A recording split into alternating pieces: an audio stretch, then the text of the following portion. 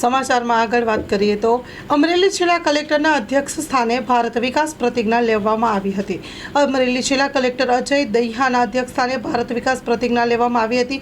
નિવાસી અધિક કલેક્ટર સહિત અધિકારીઓ અને કર્મયોગીઓ સહભાગી થયા હતા।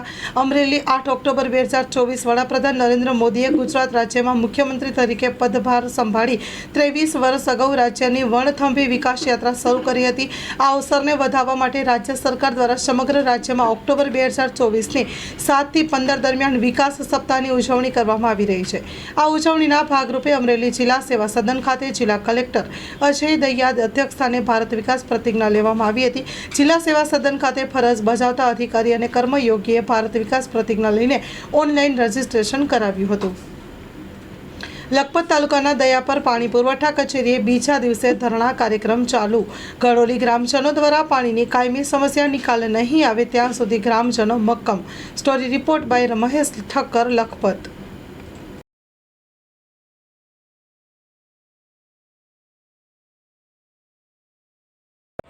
આ અગાઉ પણ ધારાસભ્યશ્રીના અધ્યક્ષસ્થાને હોય, પ્રાંત સાહેબના અધ્યક્ષસ્થાને હોય કે કાર્યપાલક ઇજનેરશ્રીના અધ્યક્ષસ્થાને હોય અનેક મિટિંગો કરી સરપંચશ્રીઓ સરપંચ સંગઠનના માધ્યમથી પણ અમે અનેક રજૂઆતો કરેલ છે, પરંતુ માત્ર કાગળ ઉપર બાંહેધરી આપવામાં આવે અને ત્યારબાદ કોઈ જ કામગીરી આ તંત્ર દ્વારા થઈ નથી।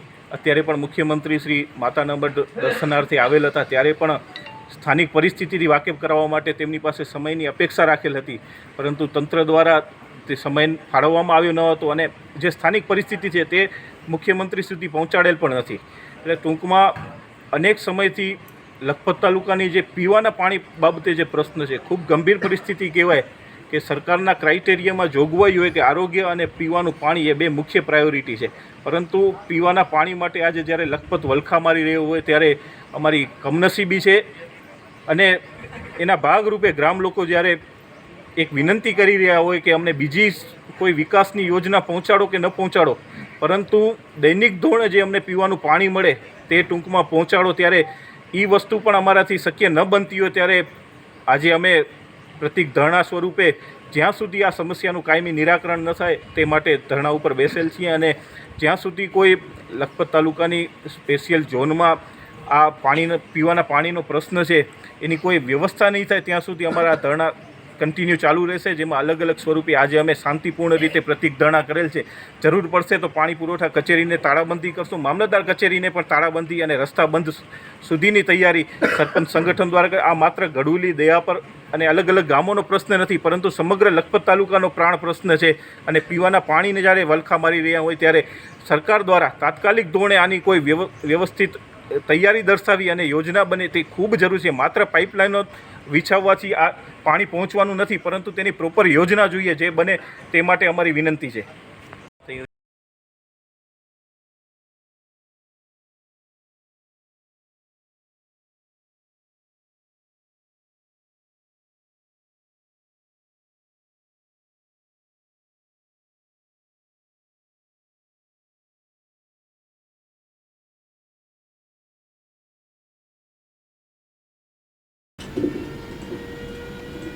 સુરેન્દ્રનગર કલેક્ટર કચેરી ખાતે કોળી ઠાકોર સમાજ દ્વારા આવેદનપત્ર પાઠવીને રજૂઆત કરવામાં આવી હતી।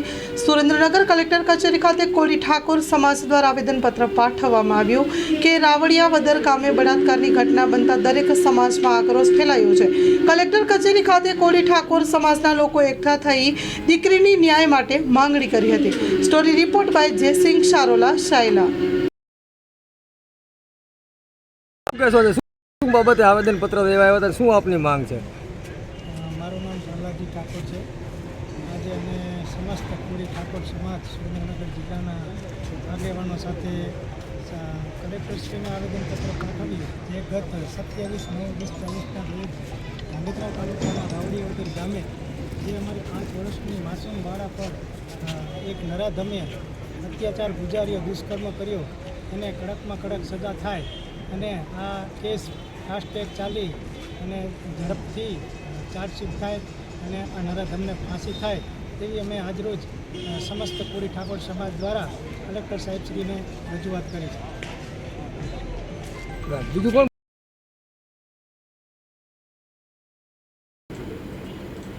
તલોદના આંબાવાડીના રાઠોડ પરિવારનું ગૌરવ. સાબરકાંઠા તલોદ નગરપાલિકા વિસ્તાર જીઆઈડીસી પાસેના આંબાવાડીના રહીશ પત્રકાર જીતુભા રાઠોડનો પુત્ર જયપાલસિંહ જે રાઠોડ અને કુટુંબી ભાઈ ચિરાગસિંહ જીતેન્દ્રસિંહ રાઠોડ જેઓને ધોરણ પાંચમાં લેવાતી કોમન એન્ટ્રન્સ ટેસ્ટની સીઈટીની પરીક્ષા પાસ કરી જોઈએ તેથી વધુ વિશેષ માહિતીનો અહેવાલ. Story report by Dilip Parmar, Sabarkantha.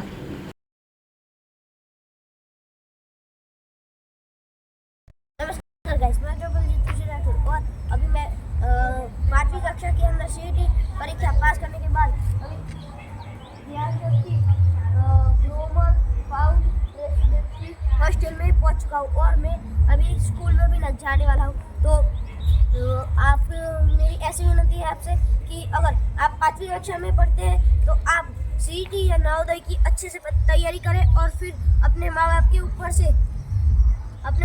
के ऊपर से जो पढ़ाई लिखाई का खर्चा है वो सब उतार दे. जय हिंद भारत.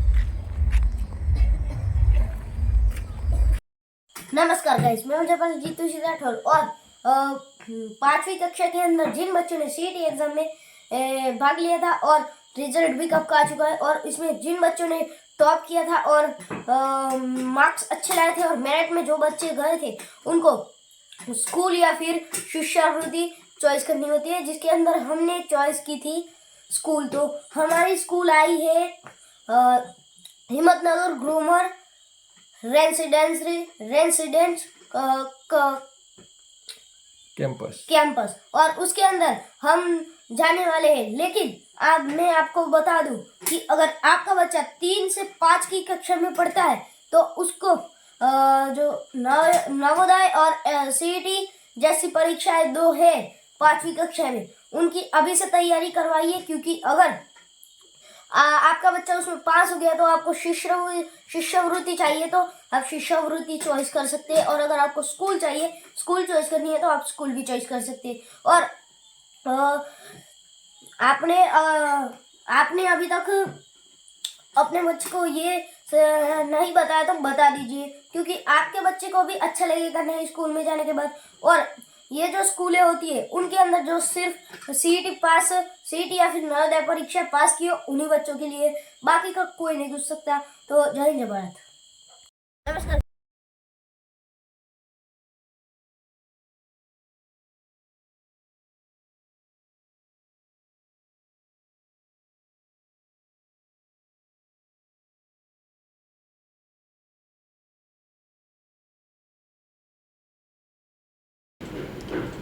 આસો મહિનાની નવરાત્રિ અને પાંચમના દિવસે વર્ષો જૂની પરંપરા મુજબ ભુજ ખાતે માતાજીનું પૂજન કરી અને ચામર પૂજા કરવામાં આવી હતી. સ્ટોરી રિપોર્ટ બાય કરણ વાઘેલા, ભુજ.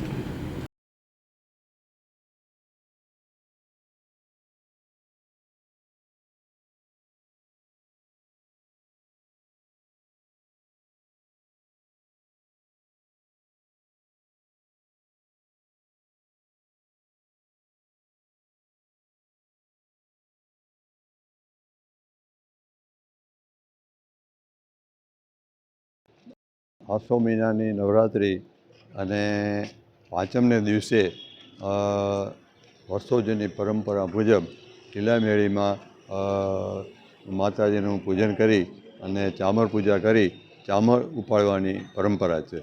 સામાન્ય રીતે પાંચમ એટલે રાખવામાં આવી છે કે જે તે સમયે રથમાં ત્યાં માતાને મઢ જતા અને 3 દિવસ લાગતા અને સાતમના ત્યાં પહોંચતા.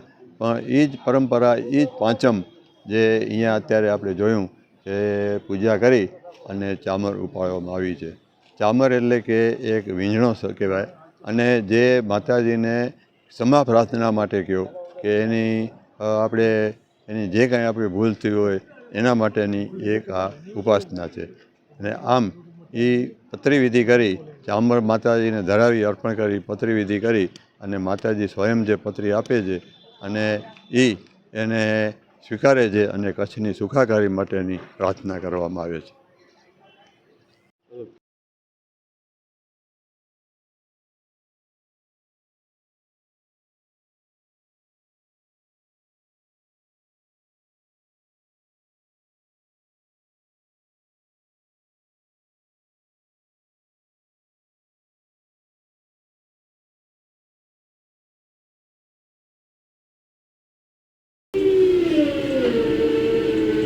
અમદાવાદ શહેરમાં નવરાત્રિની ઉજવણી. અમદાવાદ શહેરના ભાવસાર હોસ્ટેલ વિસ્તારમાં આવેલ ભાવસાર સોસાયટીમાં પાછલા 53 વર્ષથી દર વર્ષની ખાસ કરીને 5મા નોરતે એક અલગ જ પ્રકારની નવરાત્રિ ઉજવણી કરવામાં આવે છે. નાના બાળકોથી માંડીને મોટેરાઓ સહિત તમામ વેશભૂષામાં ભાગ લે છે અને આ જ રીતના આધુનિક યુગમાં પણ જૂની પરંપરા વારસાને જાળવી રાખે છે.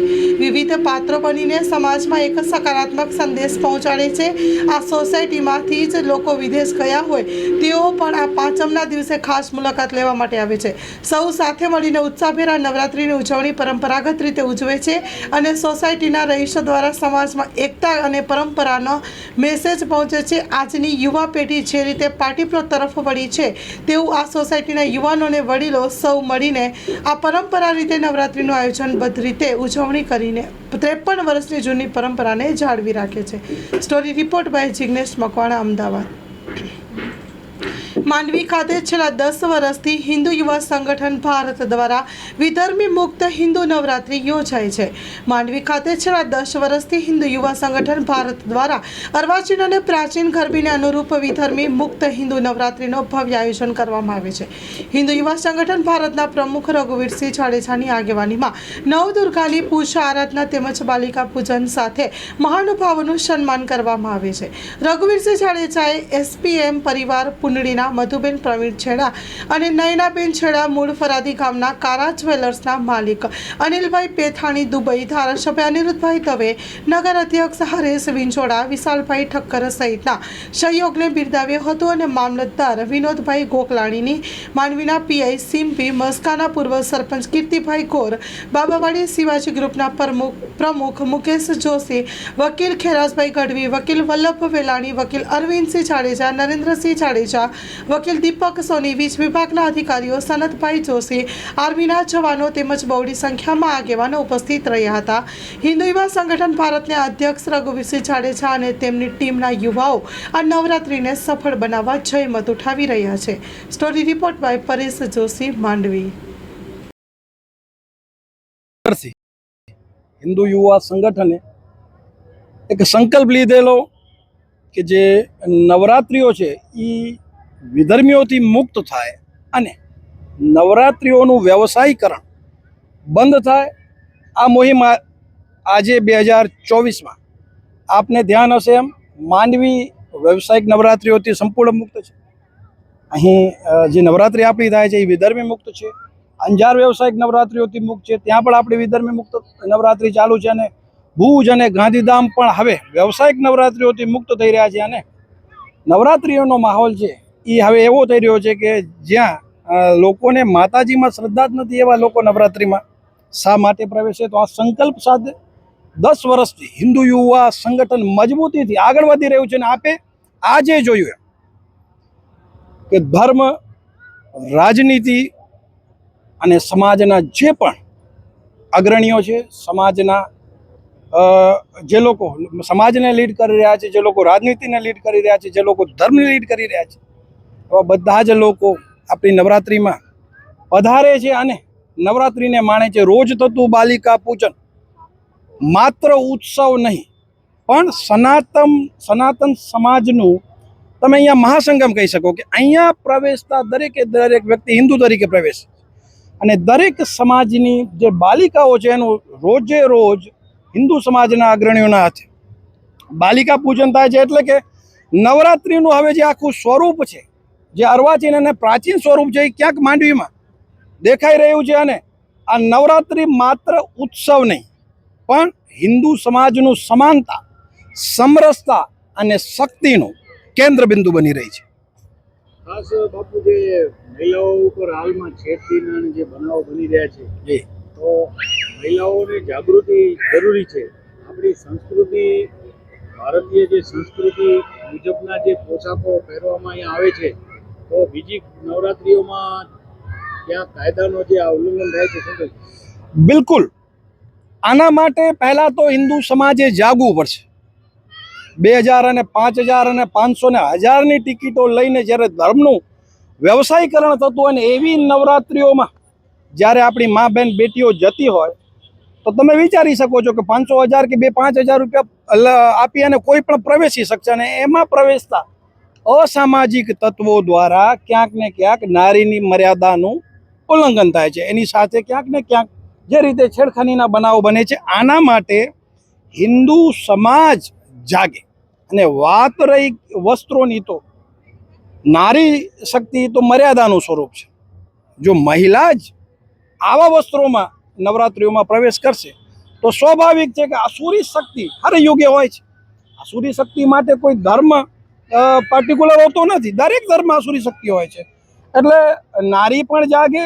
આ હિન્દુ સમાજ અને સનાતન ધર્મ જ એક એવો ધર્મ છે જે નારીની પૂજા કરે છે. 9 દિવસ એના માટે અલગ એક તહેવાર બનાવવામાં આવ્યો છે. ત્યારે નારી પણ પોતાની જવાબદારી સમજે અને સંસ્કૃતિ અનુરૂપ માતા સીતાની સંસ્કૃતિ, માતા પદ્માવતીની સંસ્કૃતિ, સાવિત્રીની સંસ્કૃતિને અનુરૂપ જો નારી શક્તિ, જીજાબાઈની સંસ્કૃતિને અનુરૂપ જો નારી શક્તિ વર્તન કરશે તો મને નથી લાગતું કે કોઈ પણ અસામાજિક તત્વની હિંમત પડે કે એની સામે આંખ પણ ઊંચી કરી શકે. પણ જો નારી જ પોતાની જવાબદારી ભૂલી જશે, જેમ માતા સીતાએ લક્ષ્મણ રેખા ઓળંગી અને રાવણ એને ઉપાડી ગયો, એમ આજે પણ કલયુગમાં પણ જો નારી મજબૂત બને તો કોઈ રાવણની તાકાત નથી કે સીતાનું હરણ કરી શકે.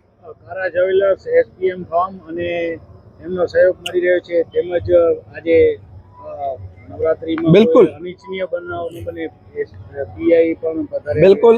આપે જોયું એમ કે આખા કચ્છમાં જો સૌથી સારી સેવા અત્યારે નવરાત્રિમાં કરતું હોય તો એ માંડવી પોલીસ છે. અને ખાસ અમારા પીઆઈ શ્રી સિમ્પી સાહેબ આ વિષય ઉપર ખડે પગે હોય છે. રોજના 2 રાઉન્ડ એમના રાતના પણ નવરાત્રિમાં હોય છે કે કોઈ અસામાજિક તત્વ આવી અને કોઈ પણ જાતની ખોટી હરકત ન કરી જાય. અમારી આ નવરાત્રિ આપણે કહીએ એમ કે સમાજના સહયોગથી બને છે. ત્યારે એસપીએમ ફાર્મનો ખાસ સહયોગ હોય છે, કારા જ્વેલર્સનો મોટો સહયોગ હોય છે. અને અમારા ચેતનભાઈ ભદ્રા પણ કાલે આવ્યા હતા. તો આવા જે સમાજના સજ્જનો છે, પ્રતિષ્ઠિત વ્યક્તિઓ છે અને જે સમાજના મજબૂત વ્યક્તિઓ છે, એમના દ્વારા આ નવરાત્રિ માટે તનમન અને ધનથી સહકાર આપવામાં આવે છે. અને જે બ્યુરોક્રેસી છે એ પણ આ નવરાત્રિમાં રાષ્ટ્રવાદને અનુરૂપ પોતાનું યોગદાન આપે છે. અને બાકી સમાજમાં જે પણ નાનો મોટો વર્ગ છે એ અહીંયા હિન્દુ બની અને આવી અને રમે છે અને માની સાચી આરાધના કરે છે. ધારાસભ્ય આવ્યા હતા એમને. બિલકુલ. બીજા નવરાત્રિએ આપણા ધારાસભ્યશ્રી પણ આવ્યા હતા. તેઓ પણ ધર્મ અને રાષ્ટ્રવાદને વરેલા છે. અને ઘણા વર્ષોથી હિન્દુ યુવા સંગઠનની જે નવરાત્રિ થાય છે એમાં ધારાસભ્યશ્રી અનિરુદ્ધભાઈનો પણ સાથ સહકાર રહેલો હોય છે. વિશાલભાઈ ઠક્કર, હરેશભાઈ વિંજોણા નગરપાલિકાના જે અધ્યક્ષ છે, આ બધા જ લોકો આપણે એમ મેં પહેલાં તમને જેમ કહ્યું એમ કે આ નવરાત્રિ માત્ર ઉત્સવ નથી, આ હિન્દુ સમાજનું સમાનતા, સમરસતા અને શક્તિનું કેન્દ્ર બિંદુ છે. 2000 ખુશખબર કચ્છ, ગુજરાત અને મહારાષ્ટ્રની જનતા માટે દેશદેવી મા આશાપુરાના પદયાત્રીઓના કેમ્પ માટે Nakhatrana Nilkanth fruit and vegetable તાજા શાકભાજી લાવી રહ્યું છે. તાજા શાકભાજી અને fruit Nilkanth fruit and vegetable પદયાત્રીઓ કેમ્પ માટે ભુજના શાકભાજી માર્કેટિંગના ભાવ પ્રમાણે Nakhatrana Nilkanth fruit and vegetable મળશે. તો આવો અમારી નીલકંઠ ફ્રૂટ એન્ડ વેજીટેબલમાં મુલાકાત કરો. સ્થળ નખત્રાણા વિરાણી રોડ, દર્શન કિરાણાની સામે નીલકંઠ ફ્રૂટ એન્ડ વેજીટેબલમાં. કાંજીભાઈ ચૌહાણ. સંપર્ક નંબર 98 791 22 352.